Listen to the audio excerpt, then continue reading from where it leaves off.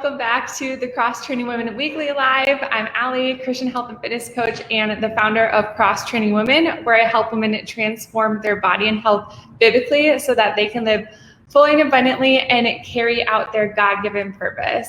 As you join, or if you're watching the replay, please say hi in the comments. I would love to know who's here and just to be able to personally say hello to you. And if I were to ask you, what is the most important thing when it comes to losing weight? What would you say? And if I were to ask you what the second most important thing is, what would you say? I think everyone's answers are unanimous. Diet and exercise. The classic formula has long been eat less and exercise more. But is that true? Do you have to eat less and do you have to exercise or exercise more in order to lose weight? I am here to tell you, no, that is a big fat lie. You do not have to eat less and exercise more in order to lose weight. What you need to do, or what the most important factor is eating the right food. When you eat the right food, you can eat more and lose weight whether you exercise or not. It really comes down to your diet. Exercise is not the solution. It's not the answer. It can certainly help aid in weight loss and accelerate your results, but it's not actually the best tool for weight loss. And the reason why is, in reality, exercise doesn't burn that many calories, and you actually have a limit to the amount that you can burn each day. So more exercise doesn't mean that you will burn more calories and lose more weight as a result.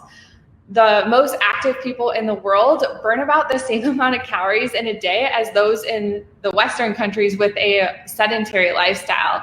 There was a study done on the Hadza tribe, which is a hunter-gatherer population in northern Tanzania.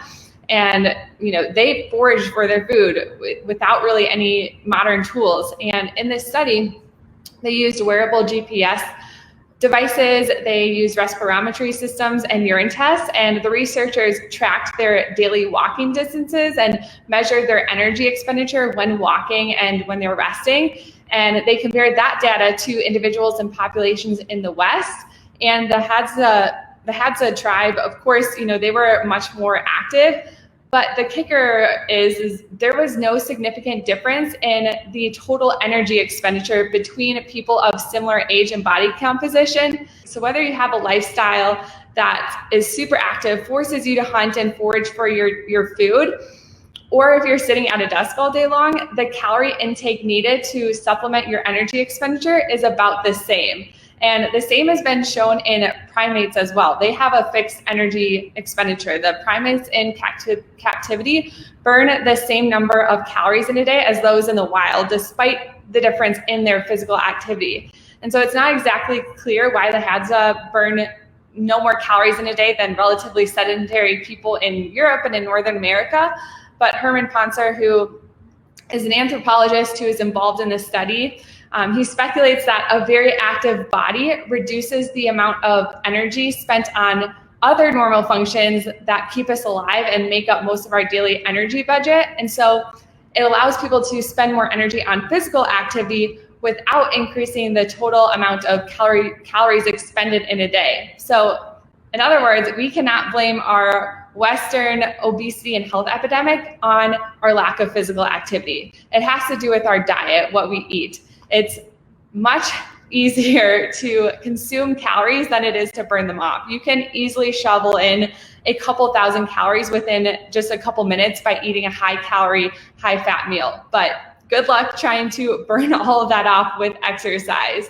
Plus, when you exercise, it revs up your metabolism and makes you hungrier. And so depending on what type of food you're eating, exercise can actually leave you worse off, since it will lead to eating and consuming more calories than you maybe would have consumed without exercising in the first place. And another problem is most people get this false sense after they work out that they've burned a lot of calories, especially if that workout was sweaty and intense. And so they mistakenly believe that now I can eat whatever I want. Now I can eat that cookie or 2 or 3 cookies. And so instead of being in a calorie deficit, they kind of negated it. It was a wash. Or even worse, they might have put themselves into a calorie surplus and on track to gain weight.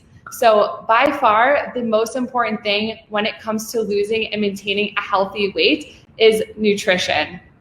Our weight is a matter of calories eaten versus calories burned. And if that's the case, then really you have two options. You can track your calories and eat less, which is basically code for starve yourself, which is basically what most diets are all about. Or you can adopt a low-calorie diet, which allows you to eat until you are full and satisfied, so you're not depriving yourself. You don't have to track your calories or portion size. And I don't know about you, but I choose the latter. I like to eat, and clearly America does as well because we overeat. Not necessarily always in terms of volume of food, but rather we overeat on calories because we are always eating high-calorie dense foods. Lots of processed junk food that is full of added sugar and oil, meat, dairy, nuts, seeds, chocolate, butter, oil. And so it's so easy to rack up calories and gain weight when you are eating those foods. And so the key is to switch to a low-fat, whole foods plant-based diet, which is naturally low in calories.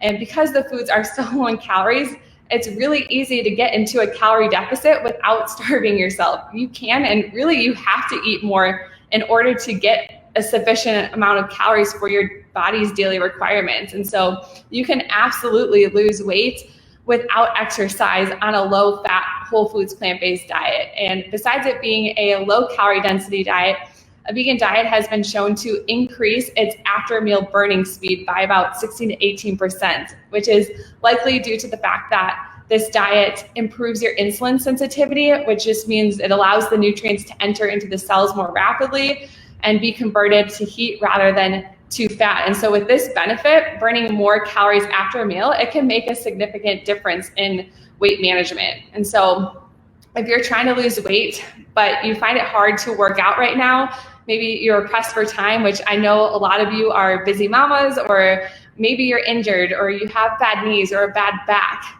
you can still absolutely lose weight and get healthy without exercise.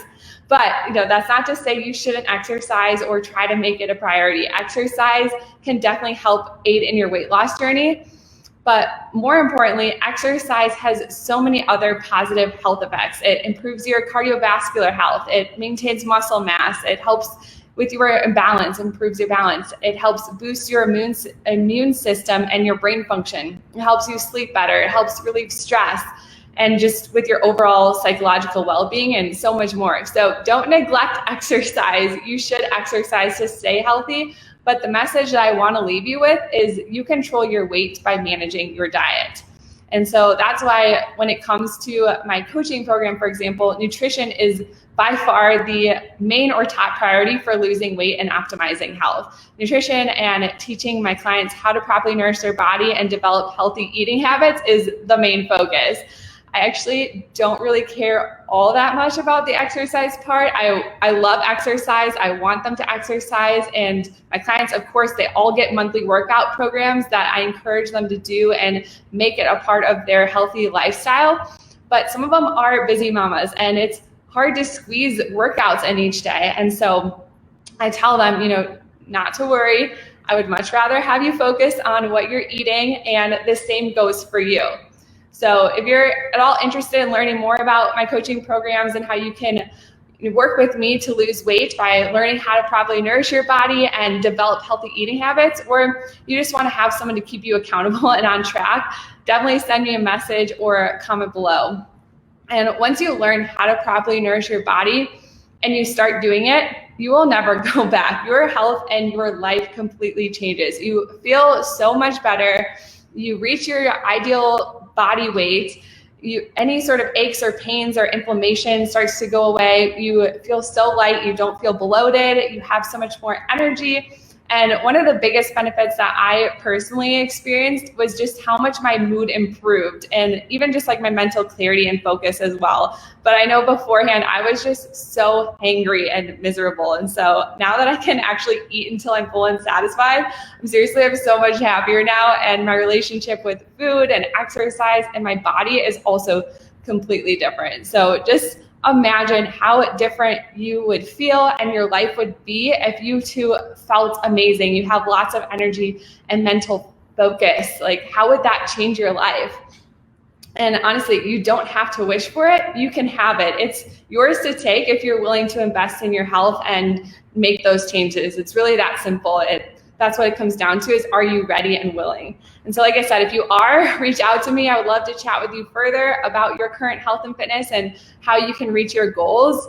I always say, the best time was 20 years ago, but the second best time is right now. And it's never too late to start working towards your health and fitness goals. I don't care what your age is, what your genes are, you can be healthy and fit. So I just wanted to say thanks so much for joining me today. Hey, Linda, thanks for joining.